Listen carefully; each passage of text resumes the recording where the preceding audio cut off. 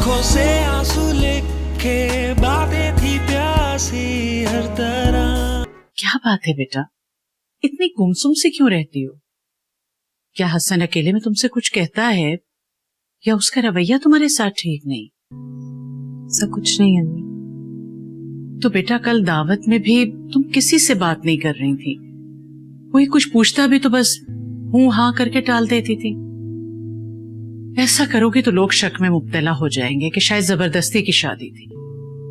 आप सुबह सुबह तकरीर देने आई हैं। सुबह सुबह? आधा दिन ढल गया है बेटा। तुम इस घर की मालकिन हो, कमरे से बाहर निकलो, काम काज को देखो। अम्मी इस घर में नौकर हैं घर के काम काज देखने के लिए। इन नौकरों के सर पे सवार होना पड़ता है तब ये काम करते हैं। तो आप मेरे सर पे सवार होने के बजाय उनके सर पे क्यों नहीं सवार हो रही? कैसी बातें कर रही हो? घर की मालकिन तुम हो, मैं भला इन्हें कुछ कहती हुई अच्छी लगूंगी? अच्छा चलो ठीक है, अगर घर के काम में दिल नहीं लगता कम से कम अपने शौहर की तरफ तो तवज्जो दो। शानो बता रही है वो सुबह लस्सी का एक ग्लास पी के जमीनों पे चला गया।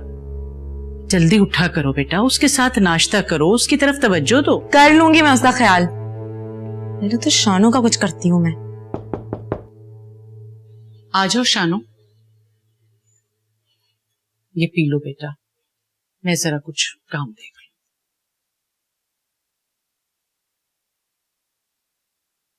सरिया बीवी, चौधरी अली की बीवी और बहनें आपसे मिलने के लिए आई हैं। मुझे नहीं मिलना किसी से। मैंने उन्हें बैठक में बिठा दिया है। क्यों? तुमने मुझसे पूछा था क्यों बिठाया उन्हें? जी वो अमीना बीबी कहती थी जो भी मेहमान आए उन्हें इज्जत से बिठाया जाए। अमीना बीबी कहती थी। अब इस घर की मालकिन मैं हूँ, वो नहीं है। जो मैं कहूंगी वो होगा, समझी? जी मैंने अभी उनसे कह दिया है कि आप घर पर हैं, आइंदा पहले मैं आपसे पूछ लिया करूंगी, पर अभी आप उनसे मिल लें। जी पीछे पड़ गई हो, मैंने बोल दिया ना मुझे नहीं मिलना, नहीं मिलना तो नहीं मिलना। क्या हो गया शानो, क्या बात है? वो चौधरी अली की बहनें और बीवी आई हैं तो इस सरिया बीबी से मिलना था। हाँ मैं भी यही बताने आई थी कि कुछ मेहमान आए हैं। अच्छा तुम चलो, मैं अभी फरी को लेकर आती हूँ।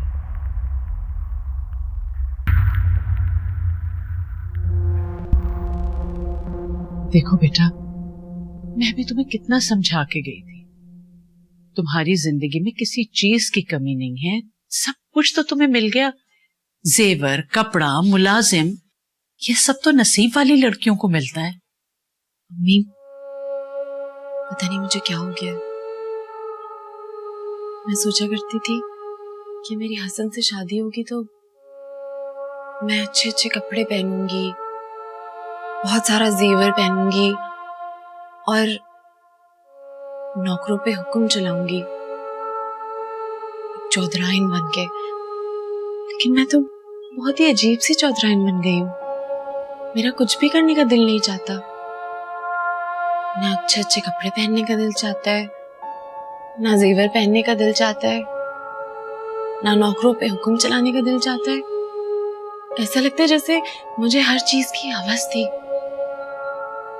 और अब मैं एक बनिए की तरह हो गई हूँ जो एक तिजोरी में सब कुछ कैद करके बैठ गया है। पता नहीं क्या हो गया है मुझे अम्मी। दिल चाहता है मैं इस कमरे में बैठे रहूं, इन चार दीवारियों के बीच, किसी से नहीं मिलूं, कुछ ना करूं।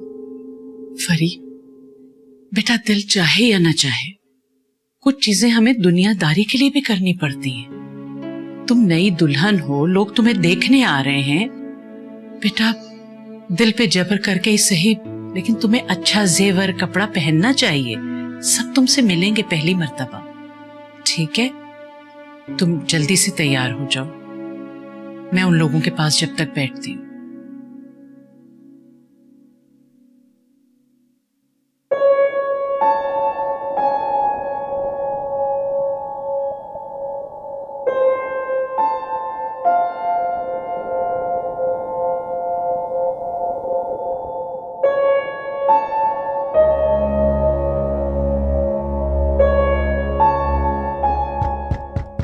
यस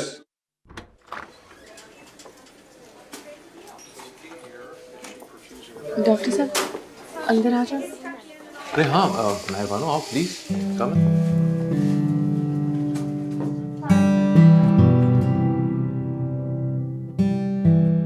बैठो ना, खड़ी क्यों?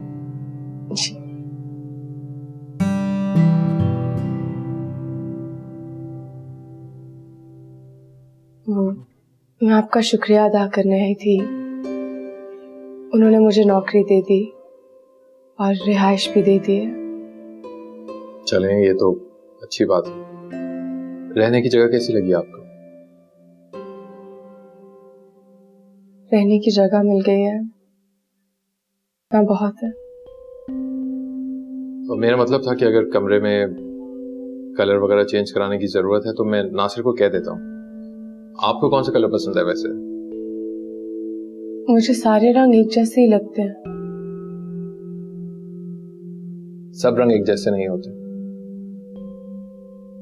हर रंग का एक अलग मतलब होता है। इंसान को जो रंग पसंद होता है वो उसकी अंदर की कैफियत की अक्कासी करता है। कोई तो रंग पसंद होगा आपको, बताइए, मैं वही करवा दूंगा। स्याह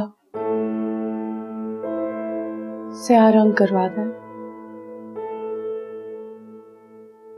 चले, मैं अपनी मर्जी का कोई कलर करवा देता हूँ। आप अपना ध्यान बांटने की कोशिश किया करें। अच्छा ये बताएं, स्कूल लाइफ में कोई हॉबी थी आपकी?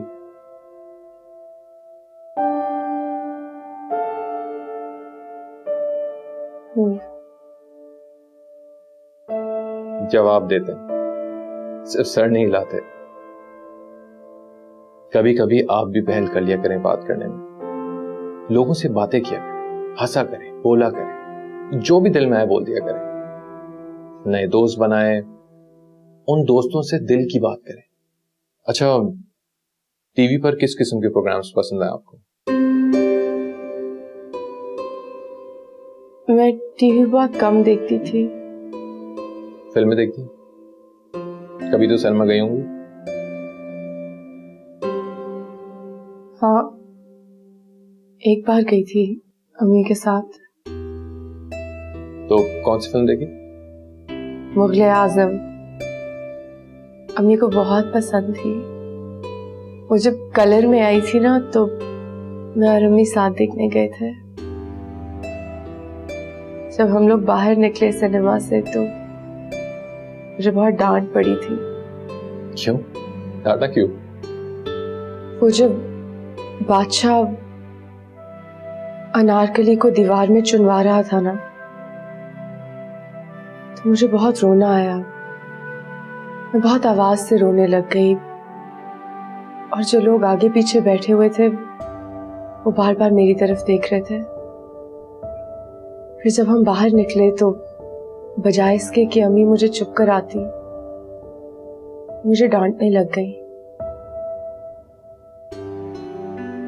अम्मी चाहती थी कि मेरा दिल मजबूत बने, मैं बात बात पे रोया ना करूं। अगर कोई मुझे तंग करे तो मैं पलट के जवाब दूं। अम्मी चाहती थी कि मैं एक बहादुर लड़की बनूं। मेहरबानो, मैं भी चाहता हूं कि आप एक बहादुर लड़की बन जाए। और बहादुर बनने के लिए कुछ भी नहीं चाहिए होता, सिर्फ थोड़ी सी हिम्मत चाहिए होती है। पलटकर उस शख्स को जवाब देने की जो आपको तंग कर रहा है। जवाब देना बदतमीजी होती है। तंग करना बदतमीजी होती है। तंग करने वाले को पलटकर जवाब देना बदतमीजी नहीं, बहादुरी होती है। हम अक्सर लिहाज में सामने वाले को जवाब नहीं देते और वो उसे हमारी कमजोरी समझ लेता है। सही वक्त पर बहादुर बनकर अगर ये पूछ लिया जाए कि उसके साथ मसला क्या है तो बहुत बेहतर होता है। डॉक्टर साहब, मैं कोशिश कर रही हूँ, लेकिन बहादुर बनना आसान नहीं है। अपने अंदर के खौफ को एकदम से बाहर निकाल के फेंक नहीं सकता है। आपको सबसे ज्यादा किस चीज का खौफ है? सब कुछ बिगड़ जाने का खौफ। मैं अम्मी के पास रहती थी ना तो वो हर वक्त एक ही बात को लेकर परेशान होती थी कि मेरी शादी कब होगी। फिर मेरी उम्र से शादी हुई, हालात काफी बेहतर हो गए और एकदम से अम्मी का इंतकाल हो गया। लेकिन उमर ने मेरा बहुत ख्याल रखा, मुझे बहुत महफूज रखा, मुझे बहुत मोहब्बत दी। लेकिन फिर उमर भी मुझे छोड़ के इस दुनिया से चले गए। फिर मैंने सोचा कि मैं सारी जिंदगी उमर की अम्मी के साथ रहूंगी, उमर के नाम पे रहूंगी, और ये जानते हुए कि मेरा दामन पाक था, वो मुझ पर बहुत गलीज किस्म के इल्जाम लगाती रही। पता नहीं क्यों, और हर किस्म की तकलीफ देती रही मुझे। फिर हसन से कुछ उम्मीद बन गई थी और कुछ देर के लिए मुझे लगा कि अब चीजें बेहतर हो जाएंगी।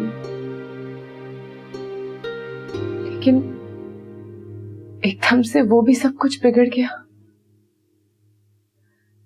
अब मैं यहां हूं और डॉक्टर साहब मैं खुश हूं, लेकिन मुझे हर वक्त यही खौफ रहता है कि ये सब कुछ भी बिगड़ जाएगा। मेहरबाना, आपने तो फिर से मायूसी की बातें स्टार्ट कर दी। नहीं, मायूसी की बातें नहीं है। मैं अपने आप को हकीकत का सामना करने के लिए तैयार कर रही हूं।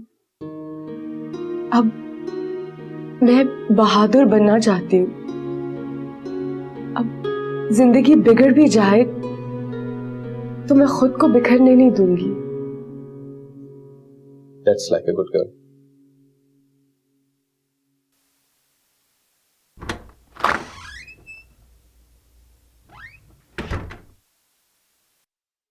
ठीक।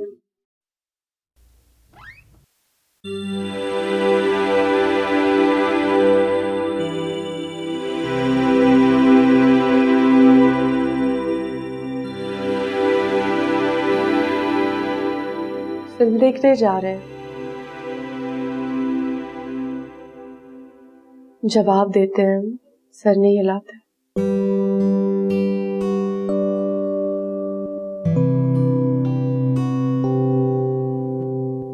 मेहरबान, क्या आप मेरे साथ फिल्म देखने चलेंगे?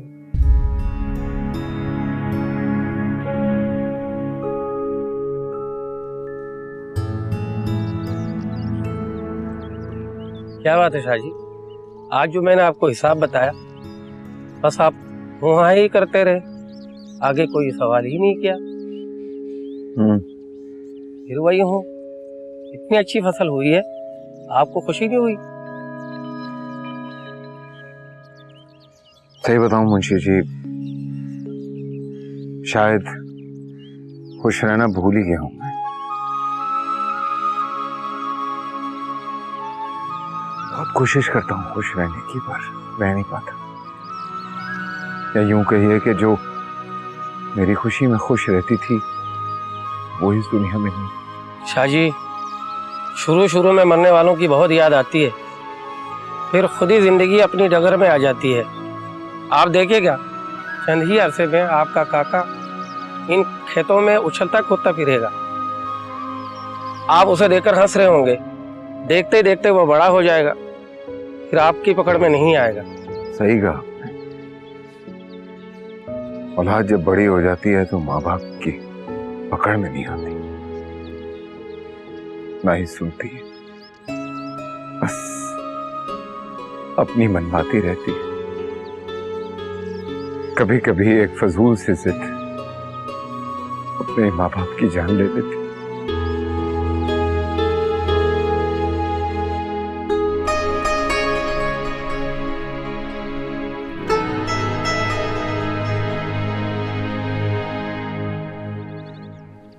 आओ आओ फरी बेटा, आओ। ये है मेरी बेटी। अच्छा जी, क्या बात है, आपकी तबीयत कुछ सही नहीं लग रही। वो दरअसल नई जगह है ना, अभी तक मानूस नहीं हुई यहाँ के माहौल से। हाँ जी, कुड़ी अपना घर छोड़ के पराए घर आए ते मानूस होने में टाइम तो लगता है, पर ये तो अपना शहर छोड़ के दूसरे शहर भी चाहिए, और यहाँ तो इसके लिए सभी अजनबी हैं। अमीना खाला होती तो हमारा तारुफ कराती। मैं हसन भाई के दोस्त की बीवी हूँ और ये मेरी नंद है। अच्छा अच्छा अच्छा, बहुत खुशी हुई आप लोगों से मिलके। अमीना खाला होती थी ना, तो हम अक्सर उनसे मिलने आते थे। वो आपकी बड़ी तारीफ करती थी और उन्होंने ये भी बताया था कि भाई हसन की बात तय की हुई अपने भाई की बेटी से।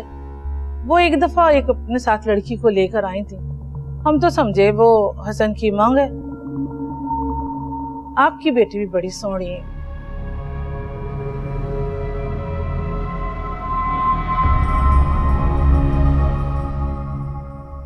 ऐसे शहर की कुड़ियां तो बहुत पढ़ी लिखी होती हैं। आप कितना पढ़ी हैं?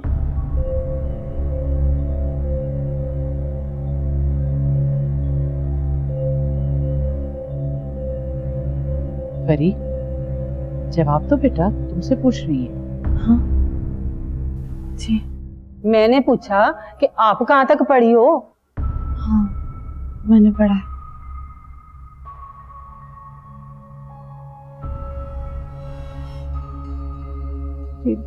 बीए किया है मेरी बेटी ने। माशाल्लाह। अच्छा जी, अब हमें इजाजत दें आप। अरे आप लोग खाना खाकर जाती?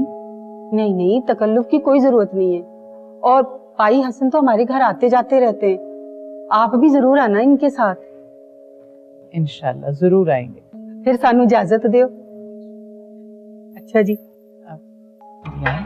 जा रहे बेटा। अल्लाह हाफिज। जी जी, खुदा हाफिज। अल्लाह।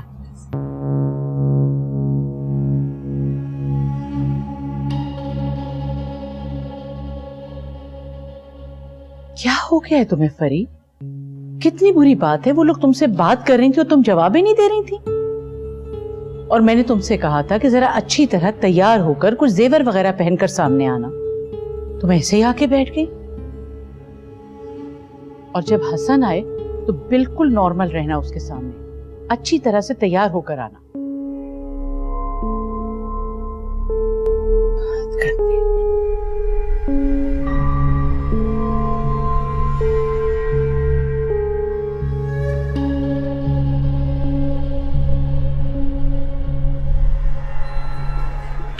अब मेहरबान मूवी में अभी टाइम है, मैं जब तक ड्रिंक्स ले आऊं तुम बैठो, मैं आ रहा हूं। ओके?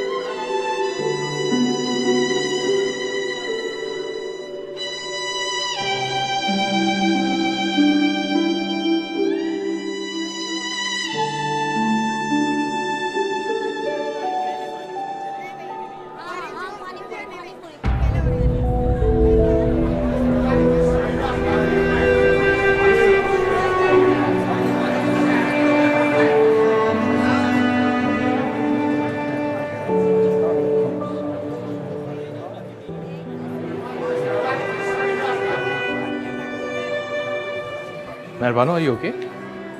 Is everything alright? क्या हुआ? Are you alright? श्योर?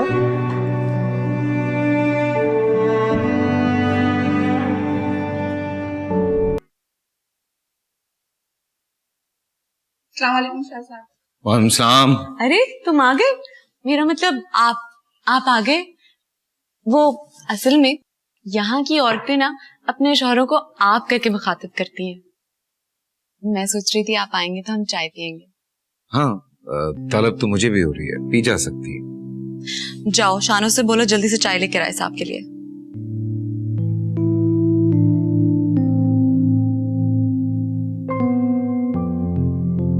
क्या हुआ?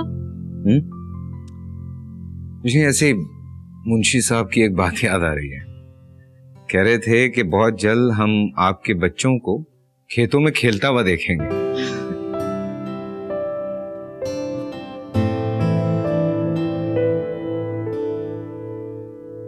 एक तो ये लड़का फोन ही नहीं उठा रहा, क्या करूं मैं?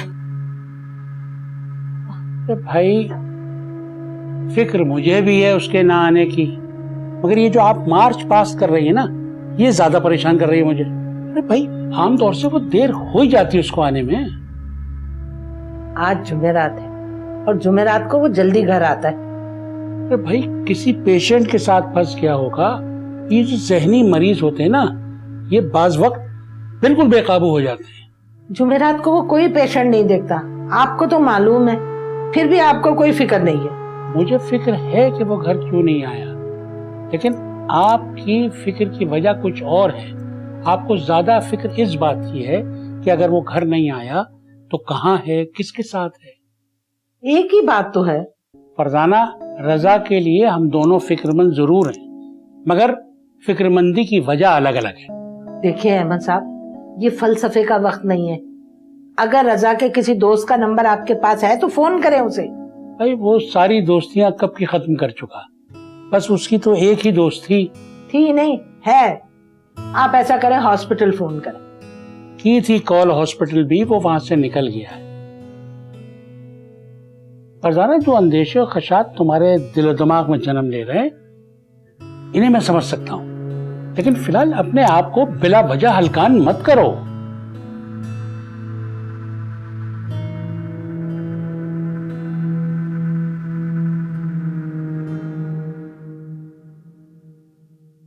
उफ, इतनी बुरी चाय है, बिल्कुल फीकी। अच्छा, मेरे हिसाब से तो बिल्कुल सही बनाई है। वहां से चीनी कम है, मैं डाल देता हूँ।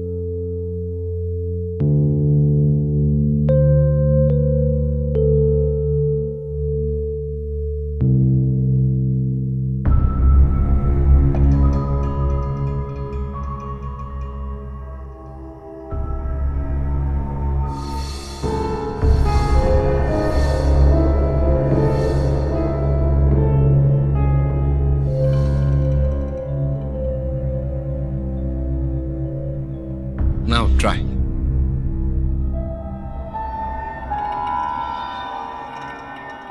फरिया, फरिया, हेलो, चाय। तुमने इसमें कुछ मिलाया है? हाँ। क्या? तुम्हारे सामने मैंने इसमें चीनी मिलाई है। हाँ हाँ, तुमने चीनी मिलाई है। मुझे नहीं पीनी।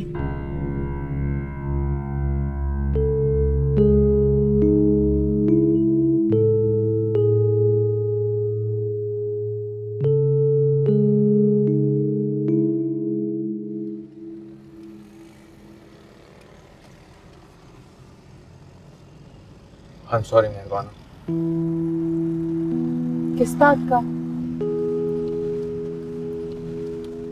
मुझे तुम्हें वहां इस तरह छोड़कर नहीं जाना चाहिए था। आप ही ने तो कहा था आप मेरी बेहतरी के लिए कर रहे थे। हाँ, देखो मैं वाकई जानना चाहता था कि तुम क्राउड में कैसे रिएक्ट करोगे। वहां चार दीवारी में रहते हुए तो तुम बिल्कुल नॉर्मल। मैं देखना चाहता था कि तुम बाहर जब लोगों का सामना करोगी तो तुम्हारी कैफियत क्या होगी। और आपको मेरी कैफियत देख के मायूसी हुई होगी। मैं डर जरूर गई थी, लेकिन अब मैं नॉर्मल हूँ। अब देखिए, मैं बिल्कुल ठीक हूँ। शायद आप मेरे साथ हैं। और अगर मैं तुम्हारे साथ ना होता तो डॉक्टर साहब, आप मुझे बहादुर बनाने की कोशिश कर रहे हैं, लेकिन क्या ये जरूरी है कि मैं बहादुर बनूं? क्या ऐसा नहीं हो सकता कि मुझ जैसी कमजोर डरी हुई लड़की एक ऐसी जगह चली जाए जहां मुझ जैसे और लोग हों, सब कमजोर, सब डरे हुए, और हम एक दूसरे का कोई नुकसान ना करें। अब देखे ना, इस दुनिया में मैंने किसी का कुछ नहीं बिगाड़ा, लेकिन मेरे साथ बुरा होता जाता है। मैं इस ऐसी दुनिया में क्यों ना चली जाऊं जहां मुझ जैसे लोग हों और हम सब खुश रहें और हम किसी का कुछ बुरा ना करें। मेहरबान, अगर तुम्हें मौका मिल भी जाए तो तुम किसी का कुछ भी नहीं बिगाड़ सकती। तुम एक बहुत बेज़र्र इंसान हो। मुझे लगता है कि मैंने तुम्हें बहुत जल्दी सिचुएशन में डाल दिया। शायद मुझे पहले तुम्हें ज़हनी तौर पर तैयार करना चाहिए था। देखो मेहरबान, हमें लगता है कि लोग हमारे बारे में सोच रहे हैं, हमारे बारे में बात कर रहे हैं, हमें देख हम पर हंस रहे हैं, लेकिन ऐसा होता नहीं। किसी के पास इतनी फुर्सत ही नहीं होती। हमारे अंदर एतमाद की कमी हमें इस कैफियत में डाल दिया करती है और हम खामखा खौफज़दा हो जाते हैं। लेकिन हमें अपनी हिम्मत से अपने अंदर के खौफ का मुकाबला करना होता है। लेकिन मुझे अभी भी लगता है कि मुझे तुम्हें इतनी जल्दी इस सिचुएशन में नहीं डालना चाहिए था। डॉक्टर साहब, कभी किसी की हिम्मत को आजमाना होना तो उस पर बोझ डालना पड़ता है, ये देखने के लिए कि वो इंसान कितना मजबूत है, उस पर मजीद कितना बोझ डाला जा सकता है। आपको देखना था कि मैं कितनी मजबूत हूँ। कोई बात नहीं, आपने बोझ डाल दिया। ओह, क्या हुआ? एक्चुअली सिनेमा में मैंने साइलेंट पे डाल दिया था। घर से कॉल्स आएंगे। आपके बीवी बच्चे तो बहुत परेशान होंगे ना? मेरे बच्चे नहीं। और बीवी? सॉरी, बहुत पर्सनल सवाल है। नहीं, इट्स ऑलराइट। मैं भी तो तुमसे पर्सनल क्वेश्चंस पूछता हूँ। आप मेरा इलाज करने के लिए सवाल पूछते हैं। काश कोई मेरा भी इलाज करने वाला होता।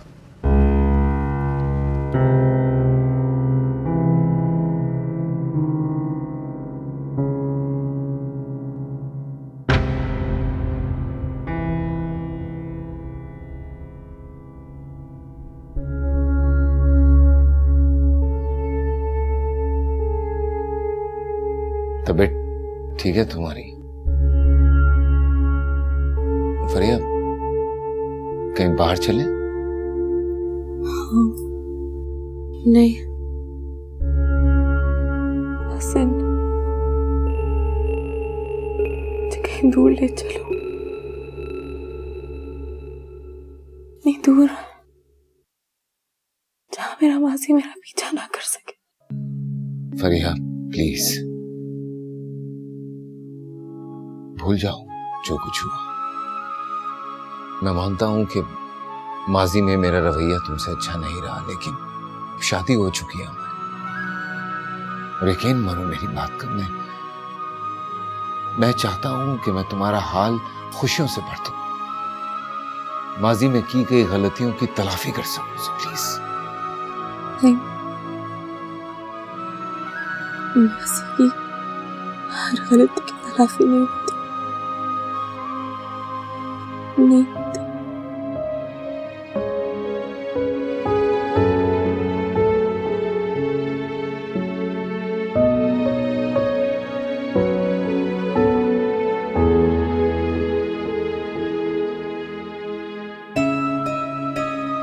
अरे मियां साहबजादे, आज तो भाई बहुत तंग किया आपने। लेट हो गए कोई बात नहीं, मगर टेलीफोन तो उठा लेते। कहाँ थे तुम? दरअसल मैं एक पेशेंट को अटेंड कर रहा था। देखा, मैंने कहा था ना कि भाई ये जहनी मरीज बड़ी अजीब तबीयत के होते हैं, डॉक्टर से चिमट जाते हैं। आज तो थर्सडे है, आज के दिन तो तुम कोई पेशेंट नहीं देखते। आज तो तुम सनमा के टिकट अस्मा के लिए लेकर आते हो। हाँ, वो अस्मा कैसी है? बल्कि मैं खुद उससे मिल लेता हूँ।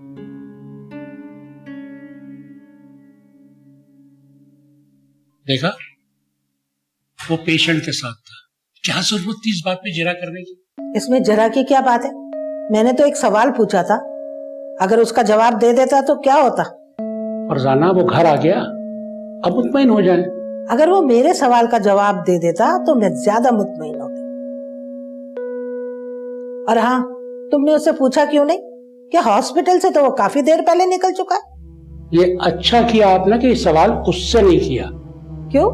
ठीक है, वो लेट हो गया, लेकिन क्या ये बात उसको अच्छी लगेगी कि हमने 4 बार हॉस्पिटल फोन करके पूछा कि वो हॉस्पिटल से निकल गया है और उसने हमसे झूठ कहा है? अरे भाई, अगर किसी के झूठ को पकड़ भी लें तो जरूरी नहीं है कि उसको जता के शर्मिंदा किया जाए। तौबा। मैं आज लेट हो गया, काफी लेट हो गया। तुम्हें याद है एक थर्सडे को हमने मूवी देखने जाना था और मैं लेट हो गया था। जब मैं घर आया तो तुमने कहा मैं नहीं जाऊंगी क्योंकि जब तक हम पहुंचेंगे तब तक शो स्टार्ट हो गया होगा, और मैंने तुमसे कहा था कि मैं तुम्हें तेज ड्राइव करके ले जाऊंगा, लेकिन तुम नहीं मानी और गुस्से में मैं अकेले ही चला गया था मूवी देखने। जब मैं वापस आया तो तुम नाराज थी और तुम्हें मनाने के लिए मैंने तुम्हें पूरी मूवी की स्टोरी ज़बानी सुनाई थी और उसके साथ गाने भी गा के सुनाए थे। तुम मान गई थी। एक बात बताना चाहता हूं तुम्हें, मैंने मम्मी डैडी को भी नहीं बताई। अस्मा, आज मैं मूवी देखने गया था, अकेला मूवी देखने गया था।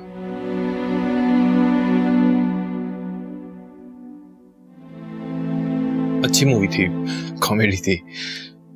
तुम्हें सुनाऊंगा ना तो शायद तुम अभी कह के मारती भी उठ जाओ।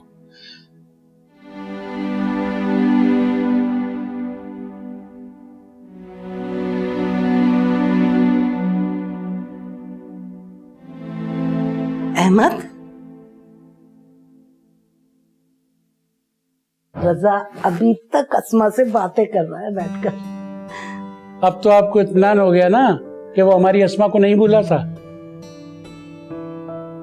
मैंने ऐसे कब कहा था कि वो अस्मा को भूल गया है? मैं तो उसके देर से आने की वजह से परेशान हो रही थी। तो अब तो परेशानी दूर हो गई ना आपकी? हाँ, मगर क्या? आप उससे जरूर पूछिएगा कि वो इतनी देर कहाँ था।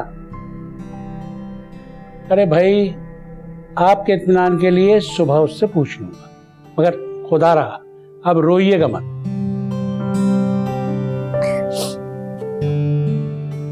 अहमद, आप क्यों नहीं रोते? जब से अस्मा बिस्तर पर गई है आपको मैंने कभी रोते नहीं देखा। लोग ठीक ही कहते हैं कि मर्द कभी नहीं रोते। रोते हैं, मर्द भी रोते हैं, मगर आंसुओं से नहीं। देखो, हम 2 ही अफराद तो हैं, तो एक की ड्यूटी रोने की है, दूसरे की उसको चुप कराने की। और देखो कितनी दयानतदारी से हम ये ड्यूटियां निभा रहे हैं।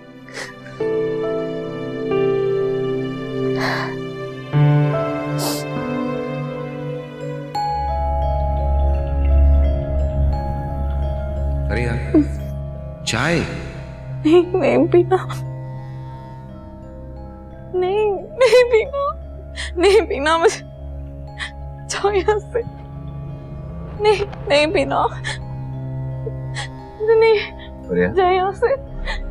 फरिया, मुझे नहीं पीना, मुझे नहीं पीना, नहीं पीना। जाए यहाँ से। नहीं पीना,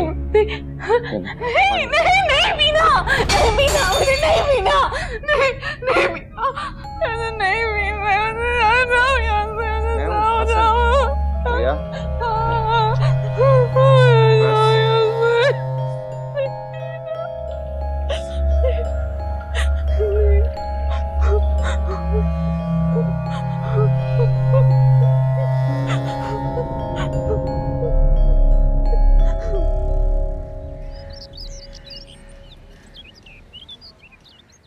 बेटा, हसन बता रहा था तुम्हारी तबीयत ठीक नहीं है, क्या हुआ? कब? रात को क्या हुआ था?